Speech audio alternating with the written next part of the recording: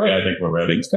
Okay, so hi, my name is Buddy Thayer, and this is Three Dudes Brews. This is a journey into the local craft beer enjoyment and an exploration into deliciousness. I'm joined today by myself and two other dudes. I'm Cautious and Ruley, and this is Ed Panot. How you doing? And we are here at the lovely, awesome, epic, I can't say enough good things about it, Crooked Current Brewery. We're here with Nichole. We are located at the 560 Mineral Spring Ave in North Providence. So make sure you come out. And again, we're here with Nichole. She is the goddess, the beer goddess, the brewer, the head brewer, owner, operator, and all around lovely person. Thank you so much. I can't believe I'm your first guest. So go easy on me. We start off the smallest, but biggest. Like I said, I think I've yet to have a bad beer. Well, so let me challenge you. Let's go. Let's start drinking then. That's it. Okay, so it's off, right? All right, you have 4 beers in front of you to sample today while we're chatting. It's a blind sip. It is. It's very true. We thought it would. Yeah, we thought it might be fun to do. I mean, it's not the most challenging of the lineup today. I think it's going to be pretty. I think you guys are all going to get 100. You're going to score 100. I'm pretty sure of that. So the 4 beers we have, starting. Right, we're going to start this way, right? Yeah. That's right. We don't know the order. Don't know what's what. I know what's what. But these guys, I mean, I should know. I brewed it, right? So we're going to start. The 4 options we have our peach and apricot pale ale with jalapeno in there. We have our traditional peach and apricot pale ale with no jalapeno as well. You're also going to sample the mango smash pale ale, which is smash is actually an acronym for single malt and single hop. The hop used is Citra. The coconut Hefeweizen, right? You guys are tasting that today too. So no, and not in that particular order, but let's see if we can guess what's what. Starting with number 1. So 1, 2, 3, 4. Okay, I can't wait any longer. No, cheers. Cheers. Shalom. Cheers. Happy Hanukkah and Christmas. Well, hi. Yeah, all that. 4th of July and Memorial Day, we'll get them all. Memorial Day's coming up, actually. Well, yeah, I think I know this one. Okay. I got it. All right. How many seconds should we give them? Oh my God. I think they've had enough time. Yeah, I think you know what it is. All right. What do you guys say? Peach and Peach, apricot without the L. Apricot. Okay, we're not going to score this until the end. I mean, obviously, because if we score it now and I say if you're right or wrong, that's going to totally defeat this whole thing. Peach and apricot with the jalapeno. No. You're tasting jalapeno in this. In number 1, you're saying. All right. Well, until I'm undecided until I try. Okay, so but you're sure it's peach and apricot, just not sure if it's full of jalapeno. Right. Is what you're saying. Okay, interesting. This is very interesting. And this is beautiful because it's raw and unfiltered, just like my beer. We have off-screen personnel that keep track of our scores and our tastings, and if we're right or wrong, we will find out at the end. It's great. I love it. It's going to be excellent. All right. Next out 2. Number 2. Cheers. Yeah, he's looking up your old address. Pardon my range.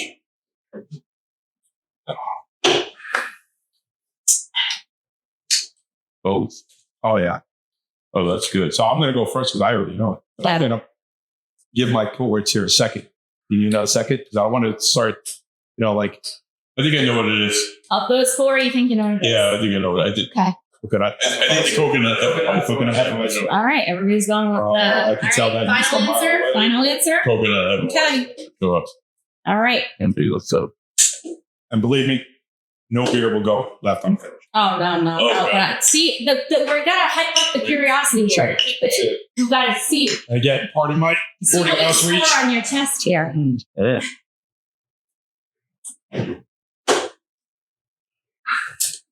Oh, that's delightful. That's Mango. definitely mango. Oh my god. Mango. And I'm going for another because Final answers on that. that's me. Mango for sure. Oh, Yeah, mango smash. mango smash. Okay. That's like all day, all summer. Delight. All right. And 4. I'll sit down. And again, 40 ounce reach, party. And keep going right across her face. Okay. No. Okay, so this is that. Obviously, this could be the jalapeno. Initially, when I put it in my mouth, I didn't taste jalapeno, but after I swallowed it, Get it out. even on my tongue, yeah. You get that nice little creep. Yeah. So the first one, And now I can eat it's not a bad creep. It's teaching out of, hey, it's just please. Okay. Kids, that's out of a day.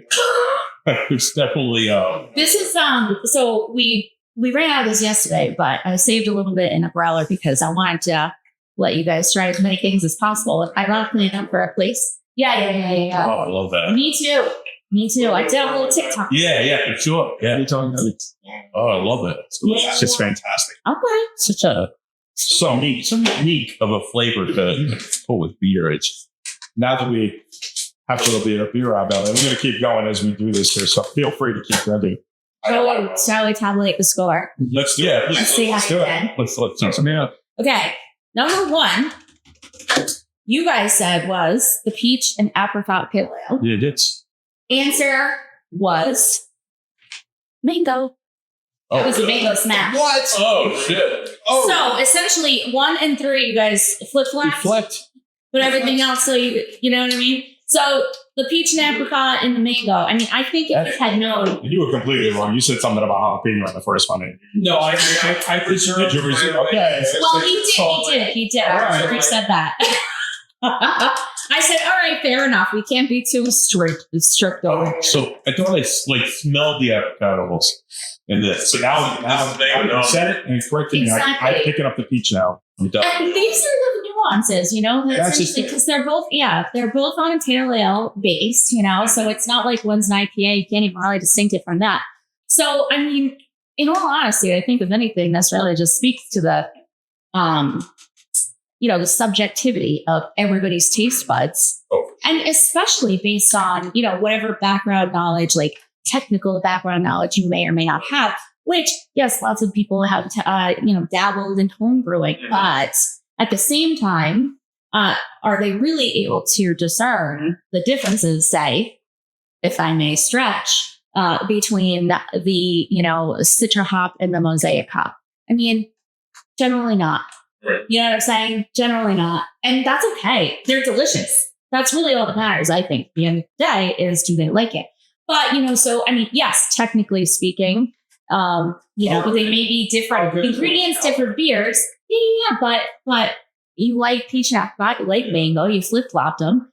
You did it totally blindly. It perfectly proved it kind of a little experiment in general, like a thought experiment on when people, rate beers and things like that, and taste it's subjective. It's totally subjective. So with everybody's taste being subjective, everybody likes different styles. What influences your beer choices? What makes you say, okay, right now we're going to go with the mango smash? So what's influencing your choices as you go about this? I love that question, especially with these particular beers, because they're two very interesting answers, I think. So the mango is a smash beer, and a smash beer is a concept.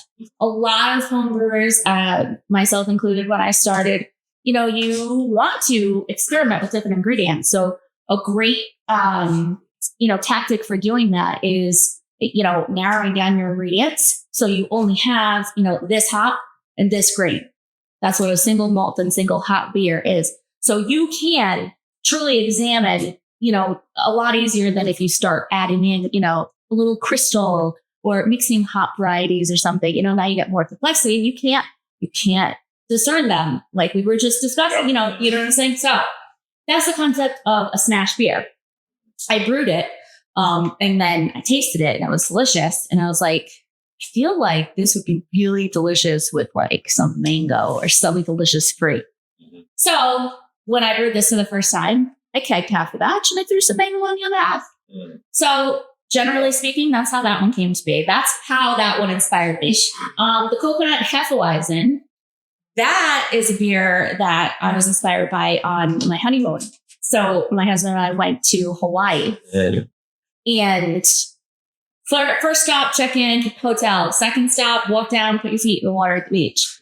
Third stop, hit the convenience store to stock the fridge on stuff for your getting ready and whatever on your way out the door kind of stuff. So went into a little ABC store and saw one.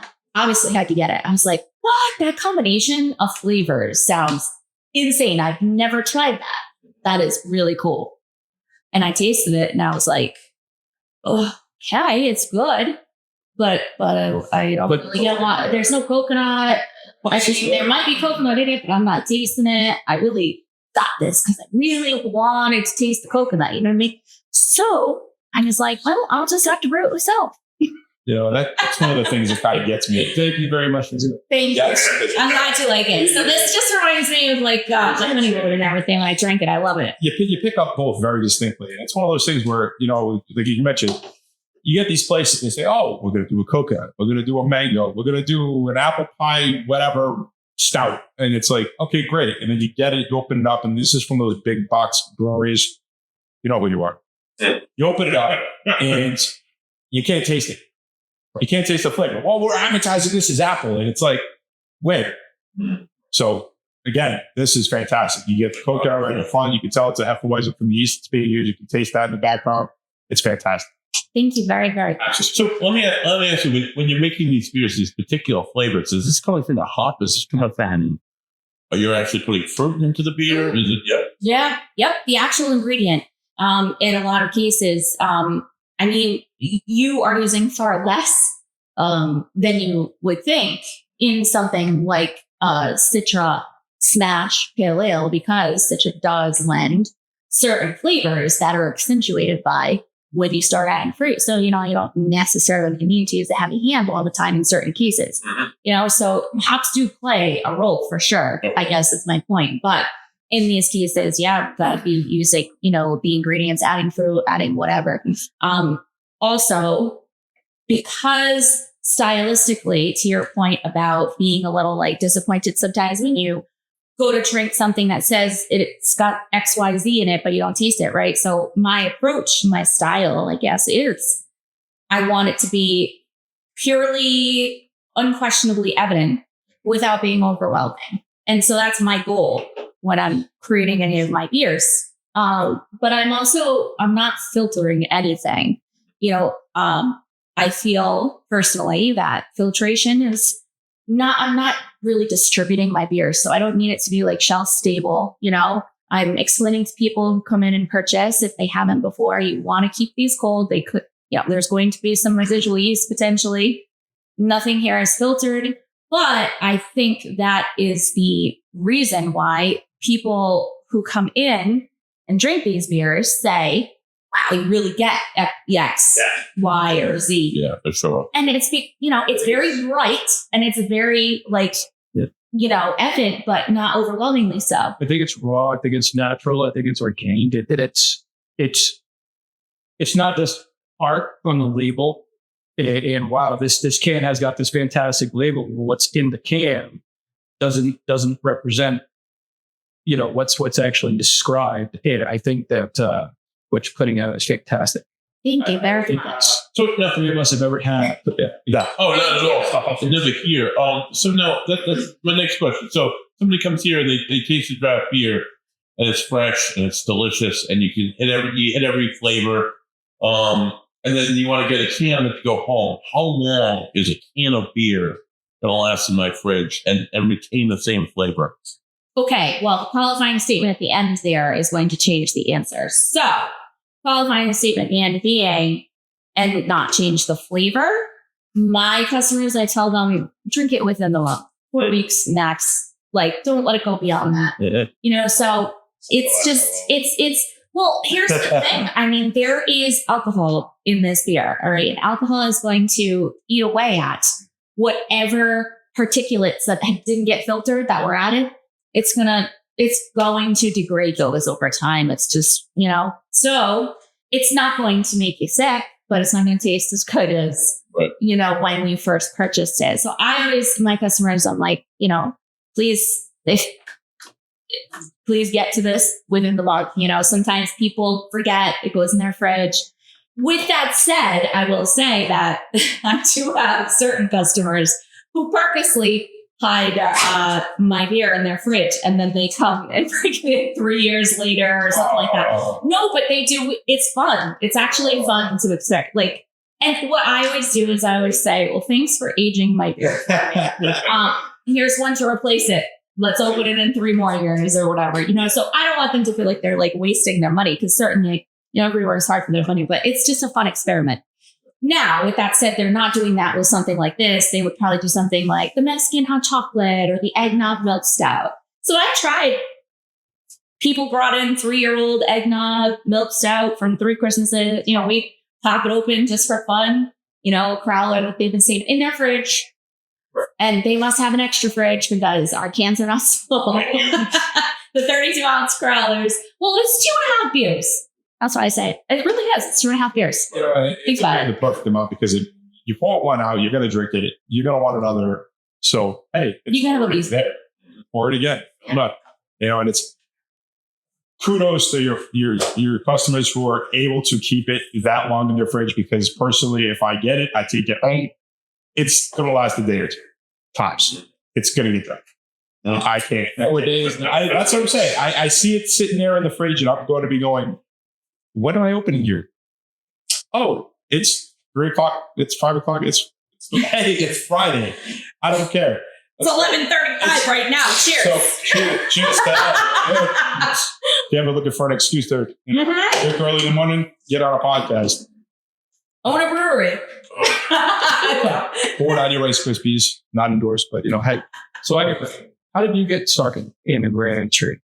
Well, that is the home brewing is where we started, my husband and I. And it was quite a while ago, so there was no real formal training. But the series, especially in Rhode. Yeah. Wow. 10. That's incredible. Let's see. How? I don't choose you 10 years went by. Thank you so much. Oh my God. You need another beer. Where's that growler of the jalapeno? Is it still over there? We gotta get him another. So that's cheers. Oh, I also put it away. Cheers to 10 years. Thank you very much. I appreciate that. You're one of the OGs in the Rhode Island beer craft beer community. That is true-ish. In the resurgent or the resurgence, I guess, more so than anything. I would say the OGs are more like, you have I'll always refer to back to no, but they were the resurgence. Yeah, Dave and I started the same year, 2014. Yeah, right. It's part of me. So if I don't consider myself, that's why I say no. I say Newport store. Mm-hmm. All right. Yeah. Okay. I'd go now back and saying St. Albans. Well, it's a profit. So. I guess I'm just talking Rhode Island. Sure. But no, you have really the OGs. I would say is Revival. Newport store, Gray Sale. Yeah. Whalers, perhaps? No, they started, I almost want to say, I think they started just before us. Just before us. They were just before us. Yeah. Hold on. I don't want to speak out of turn here. Okay. All hopefully coming soon. That's Revival, Gray Sale. Trinity. Oh, Trinity Brew Pub. Yeah. Okay. And Union Station. Yeah. And Gray Sale. And who am I? Oh God, you're gonna have to cut all of this out. This is terrible. we're not trying to do anything. Listen to me. I am a lightweight, okay? It's 11:37. Right. Forgive me. My brain is not. I have a Red Bull. I still have to chug. There are a few that have to pick me up. Foolproof too. I would say you said foolproof. Right? Sorry, I didn't mean to interrupt. Okay, brewing. There's a few that have come up. They were right before us as well. Yeah. So those are. I really wish that I thought about it too. I thought about bringing in. I have this. It's the cover of Motif magazine that they did I believe it was like 2015. And it was a hand-drawn sketch of all the brewers, of all the breweries open at this time. And so you see all these old faces, some of whom are no longer with us on that cover. And it is a blast from the past, but it was 10 years. So it's just going off what you just said. How we're 2014 when we opened. Who were the OGs? And 10 years ago when we started, who was there? You know? And so I was just speaking to that, I suppose. And I cannot tell you, the world was bizarre.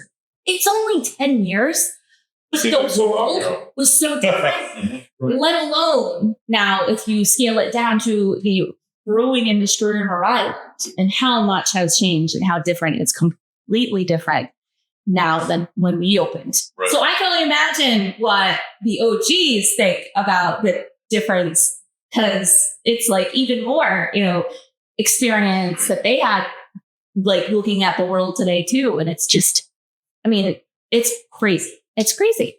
You are the OG lady for craft beer in Rhode Island. I don't know. I think maybe, I don't even know though.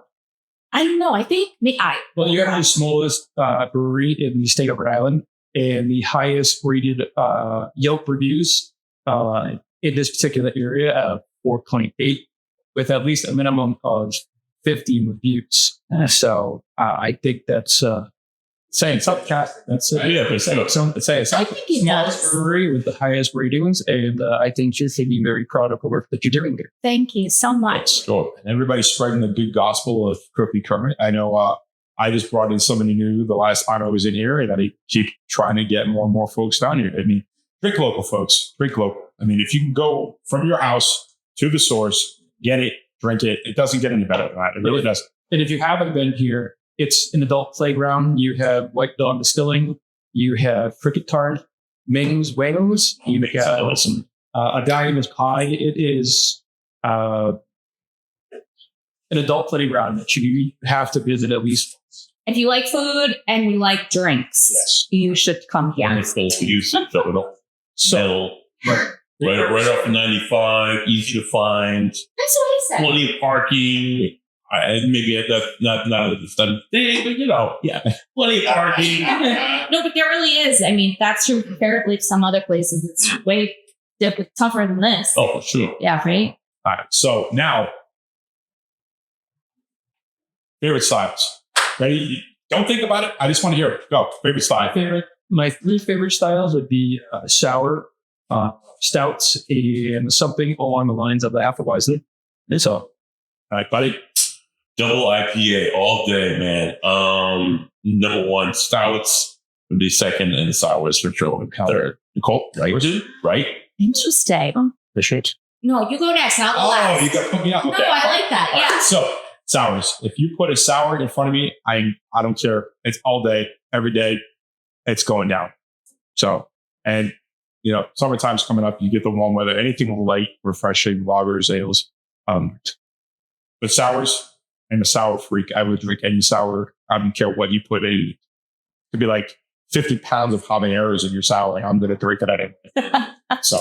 Now, when you guys don't say sours, and I will answer this question, I will, but I want to ask, okay? Because sours is kind of all encompassing. If you were challenged to now refine that answer just to one degree, I would ask you, are we talking wild ales and wild yeast? Are we talking kettle sours on the sweeter side? But if you had to pick which of those two, Right. because they do, I don't think I'm picking any other subsets, but I'm just curious. Because all three said sour, so I'm curious. Yes. Okay. So, Kettle sours are really good. Yeah. I take kettle. So kettle sours, So you do like the sweeter ones. wild fruits, sours, or any sour. I think it's light, it's refreshing, it's got that pucker factor that you're looking for, and Is that an official term? I think it might be. We get better. if not, We're getting pointed right here. So on a scale of 1 to pucker, 10 meaning your face is now imploding. How do you rate your sour? I know people who don't like typical normal beer, like the yellow beer, the pilsners, the lagers, but they love sours because it's that different presentation. It's a sour. It's that like the perfection, like Costa said. It's like Vigilant. They do a peanut butter and jelly sour. If somebody could please get me a can of this. Everybody I see speaks about this here. I can't get up. Oh my god! I don't go anywhere. Okay, I like this here, and I'm not resentful about that at all. I love it, but I just don't have a lot. Or Smug does they do that cranberry one, right? That what's it called? Seasoned and got sauce. Right. No, that wasn't cranberry, was it? It was. Oh yes, it was. Sorry. That was like a more super sour, and it wasn't as sweet. But like sour is just like it's a whole different definition of beer. It changes like the palate completely. I would say it's on the fringes, the outside of the norm of beer, versus like say like a Pilsner or a lager, like ale, what you would normally consider like your macro brews. Right. It's almost to the point where you're just barely in that range of beer, and I think they're fantastic. And fruit flavors. If anybody likes fruits, if anybody likes something that's sour, it's sweet. It hits so many different ends. Should I answer that question? I know I'm going to, but I just have another interesting question that I think other people will think is interesting. Maybe not. The tables have turned on us. Okay, only just because it's interesting. All right, I just want to listen. Diplomatically ask. Okay. No. Completing. What you don't have to say your exact age if you don't want to. But how old is everybody? 47. 44 right now. Just like 32. in the range. 45. Yeah. All right. So we're all in the same generation, generally speaking. Now we crave that sour. We just had you, yeah. But like, all right. So you're talking, and you specifically were talking like regarding fruits, right? Okay. 2014, when we first started, if there was fruit in beer. I'll see that. If there was fruit in beer. Right. Okay, I'll just stop there. That's where I'm going to stop. That's where I'm going to stop. Now, I'm also coming at this from entering an industry, as a female. Now, never was slighted, never felt slighted, never felt singled out, ever. In Rhode Island, our beer group, like our entrepreneurs and anybody in the industry, there is no misogyny. There is no, nothing. It is so comfortable and welcoming. I can't tell you how many of my colleagues have helped me out in jams. Like, it's no big deal. Like, they would do it for anybody. Like, it's not, that's what I am saying is, the craft beer drinkers during that time. And as a result, anybody, I think, generally, I'm not saying everybody, and there was none. But what I am saying is there was a certain, let's just call it, attitude towards beer with fruit as being more of a feminine enjoyment beverage. Let's just say I'm being very careful, be very diplomatic with my words. So if anybody is triggered or offended, please accept my apology now. I am not trying to trigger or offend anybody. I am simply pointing out that it is quite interesting. But that's one thing if it's up. 3 people in this group 10 years later, and I listened to it, and I've been in this industry and more focused on these things than the average individual. So it's just something I find as an observation to be quite interesting. And I would say, I think other people would think it's interesting too. But also another interesting thing, that's why I asked your age, because 10 years ago, when we first opened, so in 2014. When we were in our 30s. Yeah, exactly. But to that point, I just thought about this the other day. 10 years ago, anybody who is 21 and legally able to drink right now, walk into my establishment and get a beer. What were they? 11? Or 10? They were 10? Because they'd be 21. That's 10. No, they'd be 11 because we're 10. Yeah, I don't do math. I use a calculator. I promise. Shisha. I do not. Yeah, no, I'll shut up. I'm here all day. I'm fine. But isn't that interesting? So, like, I don't know. I thought about that. I'm like, how do you even relate to that age group? I don't even know. They were 10. I've been around for 10 years. Like, they don't know who I am. That's weird. They were 10. I don't know. Anyway, weird thought. Right. How do you feel with styles and tastes have changed over the last decade? Oh, there you go. Well, I think you just exhibited it perfectly how they have. I personally have never been an IPA fan, single, double, triple, quad, anything along those lines. That's not me, but I'm all about the sour trend. I'm all about the stouts, especially at wintertime, and you get your pumpkins, your maples. Yeah, porcelains. Good. I absolutely love. So I'm going to cut you off for a second. You said a key word there. You said trend. Do you think the sours are a trend? Do you think it's a trend, or you think it's going to long last? I think that the sours, like you were saying, I think it opens up the beer market to a different demographic, younger demographic, female demographic, people who are not looking for a Pilsner, a lager, like a German style beer. And I think that it gives you more, the fruit on your palate, it's pleasing. So I think that it's a gateway beer. Yeah. Is that what you're saying? Yeah, it's a gateway. That is not the official term. Yeah. Pucker factor, gateway beer. We're coming up with new trendy words. That's what we're doing here. I think about when I turned 21, or way before, and I don't drink that age. 21. I hated beer. Why? Because you had the same stuff coming out from every single place. It was your grandfather's beer. It was your grandfather's beer. It was old people drank. You raised up in this like, no, you don't drink that. That's old people, But then when the craft beers really started to come about, and you start hearing more. I mean, we have the same Adams, obviously, in this region. That was the biggest one.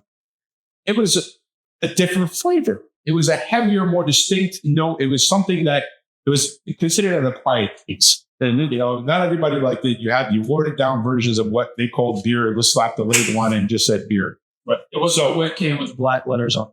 So do you think nowadays, the younger generation, the sour could be their gateway beer? It's the one that they go to first because I think they can relate more to the taste. I mean, let's face it, the Sour Patch Kid generation, right? Everybody grew up eating Sour Patch Kids. Oh, so we have a beer it's similar. It's sweet, it's sour, it's great. It's okay, we're going to drink this and maybe hopefully move on to something more complex. Well, plus those kids are probably starting out drinking kombucha for like health reasons. Yeah. So there you go. There's a gateway to the sours. Now you can totally relate to the sour thing, right? So I think for sure they're here to stay too. I would agree with that. Good. Sure. And as well they should. I think some of the flavor combinations.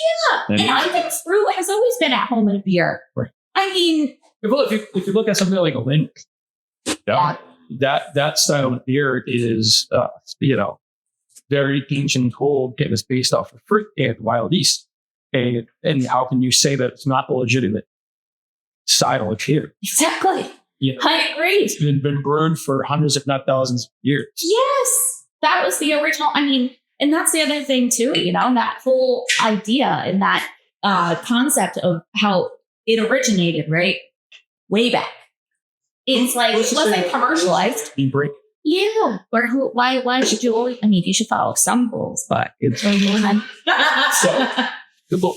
said, yes, you got to follow some rules because otherwise it's not going to turn out at all. Follow the rules. So you got to follow some of them. Otherwise, you're going to end up with something you did not expect. So, in following the rules, like, I got to ask, because I drink sours and you like, dude, that's not beer. Or like, I'll have like a stout and like, it's so dark and it tastes like, what's it taste like? Like, it tastes like a chocolate peanut butter bar. Well, dude, that's not beer. Because people think beer, they think like you say, it's your grandfather's beer. It's your grandfather's beer. It's like, I used to drink Buddy Lights and like Miller Lite, and then I graduated to Sam Adams, then I graduated to Ballast Point. And then a friend of mine took me to he's like, let me know when you're ready if you want to drink good beer. This is like probably about a decade ago. We went to the old Tilted Barn, where it was just a guy's barn and a guy's house. And this kid was selling Girl Scout cookies out front. You had to wait in line, and 1 o'clock opens and they start selling beer. And it was the most refreshing. I remember drinking the beer. It was the other half. Like, oh my God. It was just like a renaissance. Like, oh my God. It's like an awakening of great tasty, great beers. But there we went, we went the old Long Live, and we went to a proclamation, the old proclamation in North Kingston. It's like such a amazing journey. But what defines people will look at me and it's like, oh, that's sour. That's a fruity beer. That's not a beer. That's a girl's drink. What defines beer for you? Where's the boundaries for beer? Yeah, I mean, for me, I don't know. I mean, I think they're always evolving. I don't know. That's my answer. I really do. And I think that's because society is going to dictate, the customer base is going to dictate. Really, at the end of the day, if you think about it logically and very objectively, what are people purchasing and wanting to drink? And what I mean? Obviously, after I think the two biggest qualifying things that make beer, it's carbonated to some degree and not even a lot in casks, for example. That natural, carbonation that takes place, it sits in the cask and re-ferments a little bit. You pop that little bung in there and you serve off the cask and it's natural carbonation. But it doesn't have to be yellow, right? It doesn't, I don't know. Of course not, because stouts and porters, that's an old style. So I don't think, color, no. It doesn't have to be clear. You don't hear it unfiltered. It wasn't originally. I mean, that is I feel like, it is. Industrial thing. It is, I think it's a marketing thing. They wanted to it's kind of pretty, and it's like, it's got to be, see through. And that's what they wanted. That's not what we want. We want something that's just how it was made. Mm-hmm. You made it, so it's pour it, drink it. Where do you see the market going? I don't know. What do you think is in the future? What is ahead? Well, I mean, sours have definitely gotten a lot of attention, so that has been something that's changed. I love my sours. Yeah. So I'm sure that'll continue. I don't even know what new thing anybody could come up with. I have no idea. Well, actually, hold on, wait. I mean, probably, especially when it comes to Rhode Island, at some point, I don't know when or if, probably not for quite a while, but at some point, you're going to have the, cannabis infusion. I don't know how you're going to really. Somebody did that. Well, it's going to be a state, right? With no farms.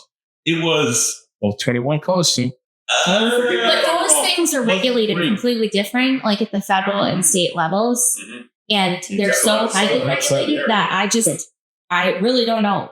I cannot imagine knowing how Rhode Island is with changing and progressing and improving legislation, how slowly that happens and how much money it takes to do. I was going to say the price point on that. Because the Brewers Guild, we have been pushing for so much legislation change over the years, but we are funding that through beer fests. Please, everybody, if there's one beer fest that you go to in the entire course of your 365 days, please make sure it is the Ocean State Brewers Guild Festival. I mean, that is the... Where is this located? It's changed every year. A different Rhode Island brewery hosts it every year. Right. So this coming year, it's going to be at Providence Brewing. And I do have the dates in my calendar somewhere. I'll bring it up. Just at some point. DVD Brewing on 6th Street. Wait, no, it's Providence Brewing. Wait, it's TBD. I'm so sorry. Is that what their logo says? I don't know. Providence Brewing with Bulldog guy. That's their logo. Bulldog. Oh, yeah. The filament on it. I don't know. Yeah, I'm sorry. Please do not judge me. We love you. You know what I'm trying to say. Oh, yeah, that. The point is that is the Rhode Island only brew fest, right? So it's only exclusively Rhode Island breweries, which is a very special thing. Secondly, every single one of us is bringing something special to that one only. So, I mean, we're all bringing something exclusive, special, or we might be releasing sometimes, depending on the time of the year. One year, when it was at Proclamation, I brought my pumpkin maple. I released it on the Saturday, but then the Brewfest was on Sunday. So it was still brand new, for the season. So anybody who came to the Brewfest got to taste it there for the first time. Stuff like that. It is very special. Another incentive to make sure you get out and drink local. Yes. And if you are a true Rhode Islander at heart and you're like, oh, well, I live here and I'm never going to make it over there. Drive more than 15 Go to the festival, then you can go to the one festival and get us all in one spot. And that's the only time of year you can do that. Look at that. You don't have to go all over the state, which you should be. And it will it helps us fund the passport program that everybody has on their phones now. Yep. That app costs money to build and maintain, so these are, we are generating funds for craft beer in Rhode Island by going to that festival. So, and it always sells out because it's limited tickets. But because it's limited tickets, small lines, okay? Not like, listen, I'm not trying to say that I'm bashing any of the other festivals, okay? Just because I'm saying and highlighting what's great about ours does not automatically mean I'm saying something about anything else or whatever. It's your money, it's your decision. But what I am asking, I suppose, or proposing is to consider the best aspects about this festival in particular, because it does help promote craft beer in Rhode Island and Rhode Island business. And they're all going to be special. They're all going to be specially for this event or whatever. So you're going to try things that you may not be able to try in the actual breweries. So it's a one-in-a-lifetime experience. So why not? Yeah, these to go. Yep. So on a completely different. You ready for this? Okay. Let's do a little segment called My First Beer. I remember my first beer. What was your first beer? I was probably 8 years old, and it was a Nichole. I was about 9. I was at the fishing in the Warnock, Kentucky River at the Greystone Social Club. They had just had an event the night before, and there was a warm Budweiser, Bud Heavy, if you will, sitting there on the ground. I picked it up. I made a couple friends that cracked it, drank it. It was like, oh, this is horrible. I'm never going to drink beer ever again. Here I am. All right, so I'm going to throw my brother under the bus for this one because he managed to sneak home a Budweiser Red Dog. Remember Red Dog? Yes. Oh, I know, Red Dog. Right? I don't know how he did it. He managed to sneak it home, gets it, hides it in the fridge somewhere, and next thing you know, we both have some of this, and at the time, again, got off. Hey, couldn't stand it, and look at me then. So, what was your... I'm not confessing any. I'll let it out there. We did things we weren't supposed to do when we were younger. It might get back done in 2020 between the match. Hey, it'd be worth some money, probably. Memento, a souvenir, whatever, collectible. What was your first beer? Oh, definitely Bud Heavy, 100%. And I loved it. I mean, I loved it in that my grandfather, who is a fisherman, so when he came in, I mean, when he was fishing, when he was not fishing, but when he was in from fishing, he was my bestie. Okay, we were besties. He had this saying when he would hand me a beer, and he'd say, "Grampies are swell because they don't tell." And he cracked the can and he handed it to me. That's awesome. And we cheers and we would drink. And he would net. He did netting for the lobster traps.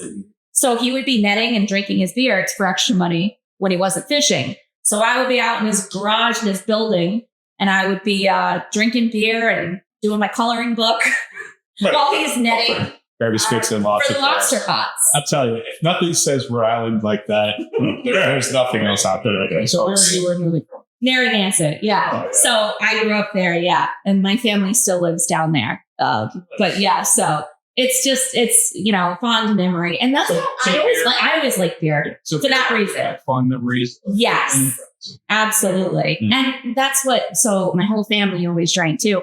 My mom, when I was growing up, when I turned 21, because she always drank beer, so I always stole whatever was in the fridge too.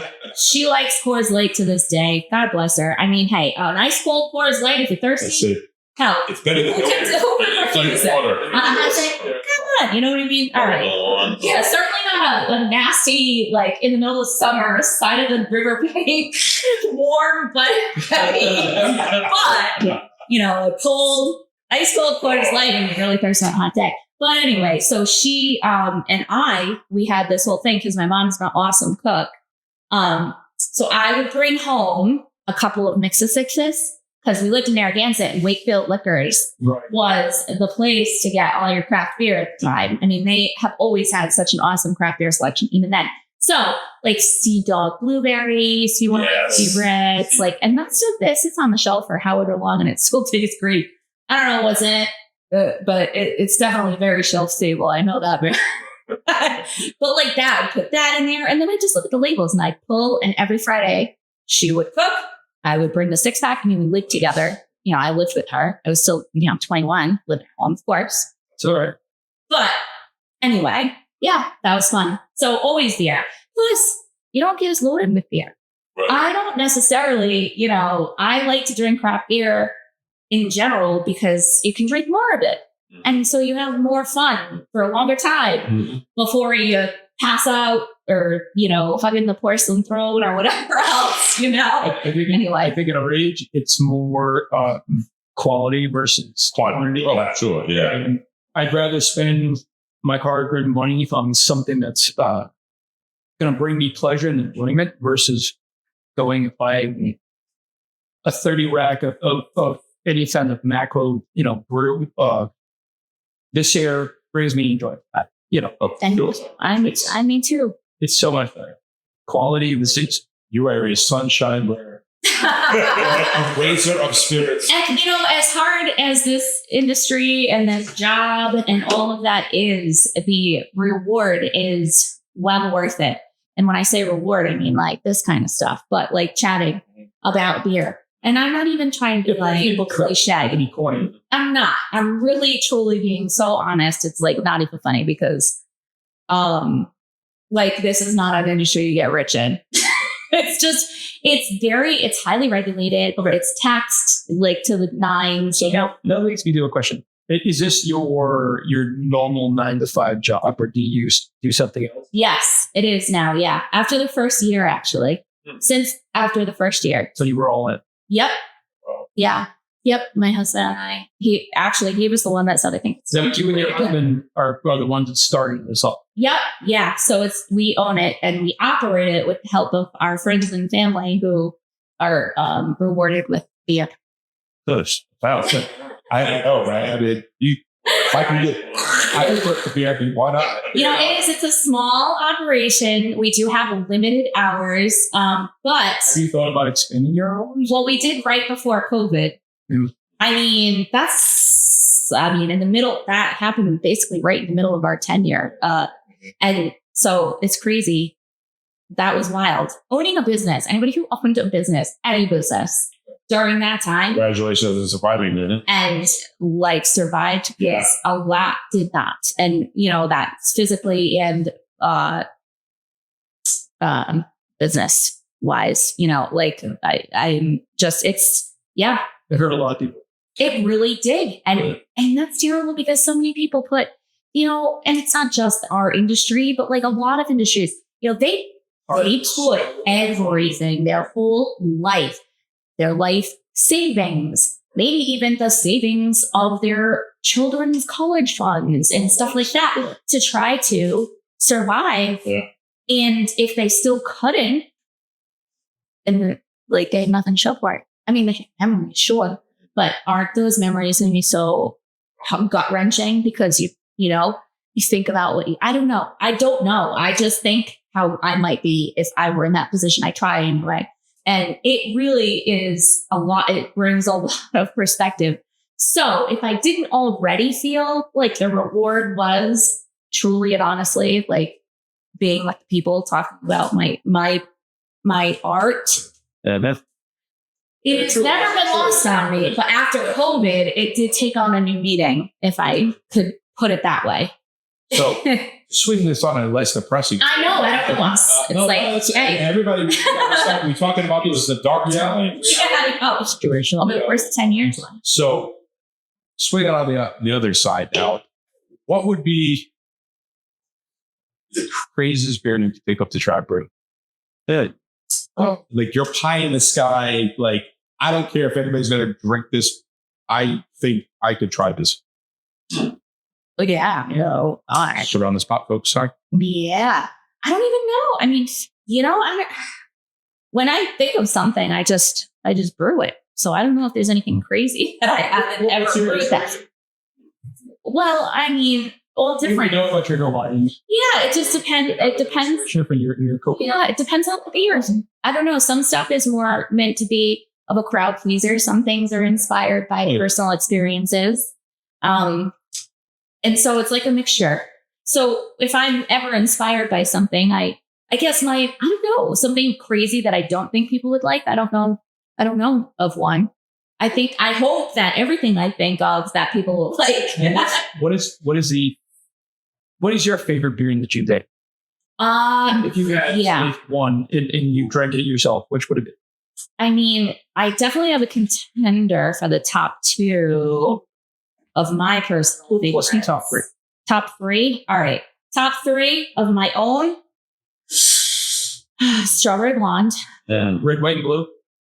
Is that what we're doing? And on. No, go ahead. You want to tell me what they are? No, I'm just kidding. I'm teasing. I'm just all right. I'm sorry. All right, number 2. I joke. No. Don't listen to me. I know, but that will be on the 4th of July. This coconut hef, which is relatively new. I only started brewing it last year, but I love it so much. And I would say the pumpkin maple ale. Oh, yeah. Yeah. Because I am such a pumpkin, insert whatever adjective you would like. I would choose explicit language if I could to explain and express my love of all things pumpkin. So we are censored here on 3D. Oh, are we? Pumpkins. Now you brought up a great point. Point of contention, I maybe? love to talk pumpkins. He's even organizing. I'm like anticipating. You have some. Yeah. So pumpkins, people love to hate. And now part of that I think is marketing because now we're getting pumpkins in like June. Am I wearing Uggs? I am not wearing Uggs. No Uggs here. Now That's an unfreeze. I think the big box folks are to blame for this because now we've got pumpkins in like June. For the love of God, save pumpkins for the falls. But with that being said, I have not yet had your pumpkin. What? So, How's that even possible? Edward. So, I will hang my head. I'm sorry. Hang your head. No, don't. No. But I'm looking forward to the following fall and coming back for pumpkin. It's about, do you drink pumpkin juice? Why not? Yeah, you gotta be honest. Don't About like things. censor it just because I'm here. If you hate them, just say it. I am not a big pumpkin fan, but certain ones are, I hate to use the term acceptable, but certain ones are palatable. Why do you dislike it though? As he sits on his throne. I know. No, I'm kidding. Looking down at us I'm pumpkin kidding. lovers. I'm kidding. Why do you dislike this? The flavor of it, it's the whole squash. I'm just not a big. Oh, No squash on Thanksgiving. No butternut squash. No pumpkin Well, pie. as I've gotten older, my tastes have changed, so I will definitely do like a butternut squash. I love pumpkin spice. Maybe it's just the I'm gonna say stigma of it, but just the I don't know. Yeah, I'm not. I've seen a shave off. I've seen some heavy shaving of the head. Who's going to this So, guy? buddy, Your strawberry shortcake. Oh, you like the short on, cake? what's wrong with Yeah. pumpkin? Hold on. I know. He's trying to divert. Diversion. Hold on. It's like diversion tactic. No. Let's talk about strawberry. So no, We're talking about pumpkin sauces. Buddy, I love pumpkin beer. I love your big pumpkin maple. I love, like, Oktoberfest comes out in August. Give it to me. I love Pumpkinhead. Was that Tip Yak? I love that. Pumpkinhead. Tip Yak. Taproot, which we're going to, I see in July. They have a pumpkin, what is it? It's like 14% alcohol by volume. It knocks me on my ass. It's pumpkin. Holy shit, pumpkin. I love it. The wheels are off, folks. Pumpkin really hits. Like, there's so many different great pumpkin beers. and I've come to accept pumpkin. I think that what was on the market at the very beginning was not very good pumpkin beer, and I think that's what spoiled it. But when you come across something that's fantastic, right? So like you're looking at like a macro brew, and then you try an ale or a lager, and then you try something else's. You're like, this is actually what it's supposed to be like. Like, holy smokes, this is fantastic. And then you're like, what have I been doing with my life? Right. So if I pour you a pumpkin right now, you're going to drink it? Absolutely. Oh my Well, god. hold on. I I have an even better challenge. What you guys need to do this fall. Okay, you need to have a blind taste test and get a bunch of different pumpkin beers and have a blind taste test and see. You heard it here first, folks. I think Make it happen. Tilted especially. You do that. Yeah, there's plenty of pumpkin beers. That's another thing. And that's another thing. I'm a blueberry guy. So do we give me blueberries? I will give you blueberries. Downey's has a. We still got it today. Downey's. I understand you brew it now. Mhm. Do you like them though? Oh, yeah. Okay. I want pumpkin at 365 days a year. I like it in my lotion, in my beer, in my food, in my candles, in every single aspect of my life. I love it. Have you thought of brewing an off-season pumpkin? No. No. I haven't because all right, hold on. Business, No, right? that's it. Yes. No. Yes, no. I know. Okay. So there's the answer to your question. The craziest thing that I can think of that I could brew that maybe nobody else would like. Circling back to that question, there would be a pumpkin off season because I would like it. And it is wild and crazy. It is. So it qualifies your question. So there's my question. No questions left unanswered right here. Total, full candid, honesty, and open. So what is your least favorite beer? Well, Do you have one? You don't have to throw anybody under the bus. I am trying still to Or a particular style. acquire taste. There's a couple. I'm never going to say no to one. But I am working on acquiring a taste for Rausch beers. I think Yeah. I don't think I'm even familiar with that. I'm not gonna lie. Okay. Well, Just you know, I like- just sound like a nerd. No. Describe Rush beer farm, bro. I don't know exact, but it's very smoky and it's German. Okay. I mean, I know I've researched it, but like I can't. I don't know anybody does them locally. I don't, and they may, but I don't know offhand that anybody does. I don't know that it's a very popular style. It's very acquired. So I also can't. I think it might be I think it might be a lager, but it's a dark lager, a smoky dark lager. It's dark and it's very smoky. That's what I know. dude, folks, smoky Roush. I sound very technical and educated. I swear. Well, this is your business. I hope so. And I'm already drinking, and you know, You got to catch up to me. no, I bet. Right. The Red Bull's waiting. The customers are gonna love me at 1 I'm o'clock. gonna love you. I'm gonna be right at 1 today instead of getting there at 1:45. Yeah, embrace the bitter trend of beers. I've had some friends that have had some bitters, and I find that oh my god, it's beyond. It's been the back of the eyeball, just not Like what though? What do you mean? like bitter? bitter. We go no, not sour. It's a bitter. Sour is good. Bitter. Bitter. It's like I think who does one is a brown can. I want to say it's Proclamation or Treehouse. It's a brown can. Old Man and the something.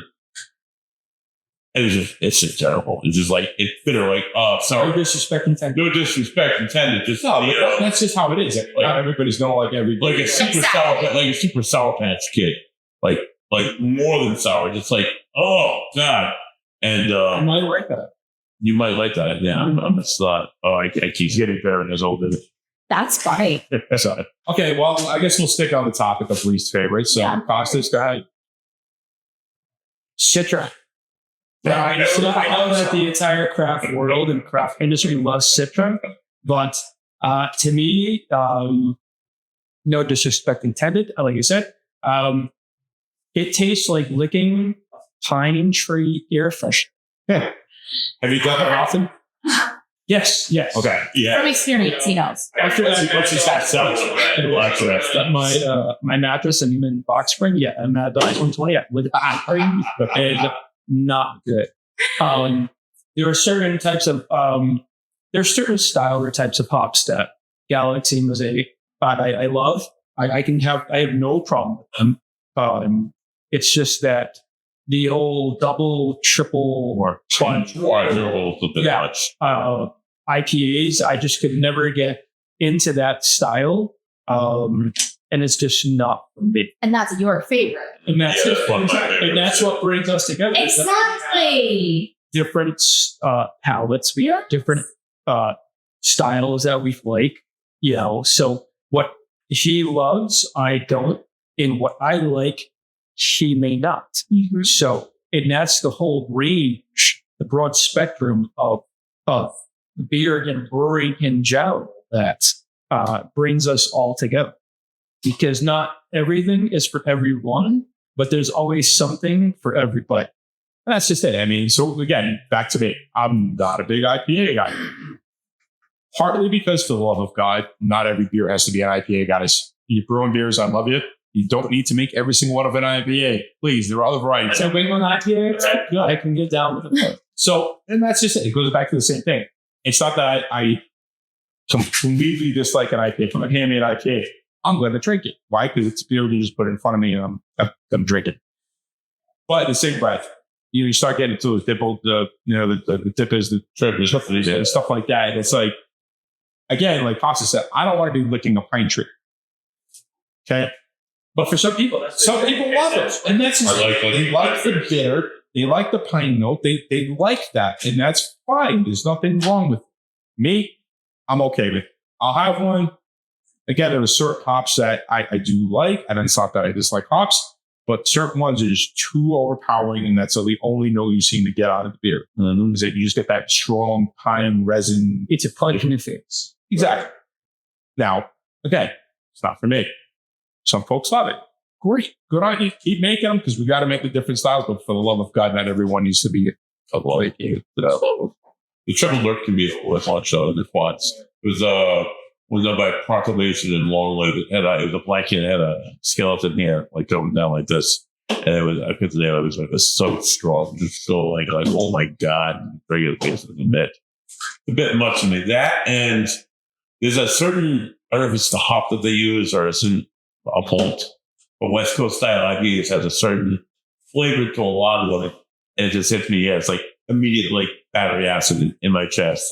It's like, oh my God, that's a little bit too much. So we've been going, I think, more than long enough now. We've had some great conversations, some great topics come up, some great discussion, good beers as always. So Nichole, why don't you tell us a little bit of what you got on tap now, what you got coming, and let everybody know the hours that you can come and enjoy beer.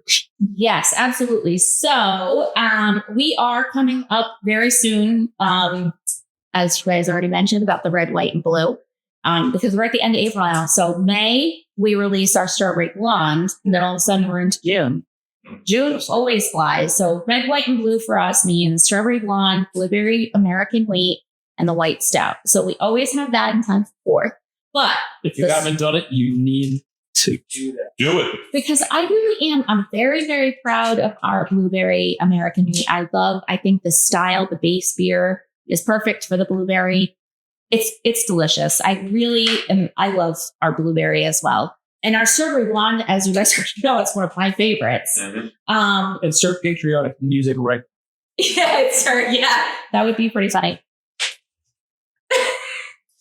We had to do that just in case you get that sound right? But yeah, so we have the red, white, and blues coming up. We have just coming up for next weekend, we have our Mexican hot chocolate. Ooh. So I brew that once a year. Yes, exactly. You're making a face, Joe. It's a good beer, dude. I'm telling you. It's kind of like, I understand, truly. All right. See, that's the thing. Everybody has their own ideas. But I always say, if somebody comes in and they're very hesitant, I'm like, listen, if you hate everything, I'm not going to make you pay for the tasting. But just taste it. Just do yourself and me a favor, please. You might surprise yourself. So I challenge you to sing the Kalen Man and you at home. I was pointing in that direction. I had to be like, both of you. Anyway, that one it's a little spicy with cinnamon, chocolate, lactose to give it a little extra sweetness. But that one's coming up. And we have all of our favorites too. Oatmeal raisin, Neapolitan brown ale is always on. Have you ever had a beer that tastes like chocolate, vanilla, strawberry ice cream? If not, you need to come here. Come here, right here. Come here, do it. Now, you talk about we talked about breweries that aren't no more. You would tell us a little bit before the show. You might have something in your fridge. Oh yes, I do. Represents I have to go grab it. You that's no more. Oh. Yeah, I'm gonna go grab it. Well, this is the point, guys, right? Because you said you can And welcome back. We had to take a short break so Nichole could come and grab something special for us. Why don't you tell us what it is? So, well, I was lucky enough to have a couple of my good friends, Amy and Jared. They took one last trip up to a Vermont brewery called Plymouth Thrush, well known for their sours, that is no longer in operation. They have suddenly and sadly closed their doors. Nobody really knows, what happened. We're very thankful to be able to take one of the final sips of this beer that will ever be had. And I've not tried it yet. So I guess we're all going to try it for the first time and kind of just do a little. It's extremely heartbreaking, as we were discussing before. Some people during COVID lost their businesses. Whenever any business, is no longer, I cringe and I do, my heart breaks because I know what goes into mine, and what went into mine to build. And if something were to happen where it would be no longer, I know how I would be. So I am, I really truly feel for anybody who It's an emotional journey. isn't here. So it is very emotional, and I would like to just, share with everybody as much as possible to at least so we know their legacy will always continue. Yeah, but Smells so good. And very much. it's a sour, which all three of you love. It is a fruited. Very nice. What is it again? It's a fruited Yeah. wild ale sour. Wild yeast, fruited wild ale. Oh, So this is no kettle sour. This is Sour. not your favorite type that I asked you guys about earlier, but it is a true wild yeast that creates that sour flavor. Oh, that's so good. Thanks. Do you think this will be the last time? Oh, it's a sad thing, but in the same breath, hopefully we got others out there that'll celebrate it. Hopefully bring it back in their own way. When one door closes, another door opens. Exactly. Right. So well, they may have paved the way, they may have inspired, this is something, I don't know if you guys knew that, but the only thing they brewed was sours. okay. So can you imagine, you have a business model where the only thing you brewed was sours. And for three people who love sours, I'm surprised you guys haven't traversed the earth to find your way there. I had heard about them because a lot of people that love sours always speak about them because, again, that's just actually they had a really cool marketing line on their shirts because they were like, that, do you have anything except sours or whatever? And it said, that's all we brew. I may be hacking that up, but I mean, it was a very cool angle and I liked it, and I may be totally hacking it, but hopefully the spirit of what I'm trying to express is at least delivered if what I'm trying to say, which is just that, this place did nothing but sours. And sours are on popularity rise. So anybody who would speculate that they closed just because that's all they did may or may not be true, actually. Because they are We all just sat here. It's in all your top threes. That's it. So it might not be the reason. Who knows? I don't know. Sure. It's just sad that any business has to close. I mean, that's their livelihood and their passion. Considering like the question of how many licks does it take to get to the center of Tootsie Pop, we may never know. So, but on that note, we're not going to try and end on a completely sour note. See what I did there? We want to thank you for your time. Again, thank you, Nichole at Crooked Current. We're at 560 Mineral Spring Ave in North Providence. If you haven't been out here yet, shame on you. Get on out here. Again, I'm Ed. Nichole. Buddy. Cautious. We are Three Dudes Brews. Cheers, time. Cheers. Cheers. Drink local, folks. Find us at Been Down by the River Podcast, Been Down by the River Podcast.com for all of our other podcast opportunities. Until next time. Drink local. I get rest like this out real quick. Thank you. Thank you. Nice. Thank you. That was fun. Sit. Awesome.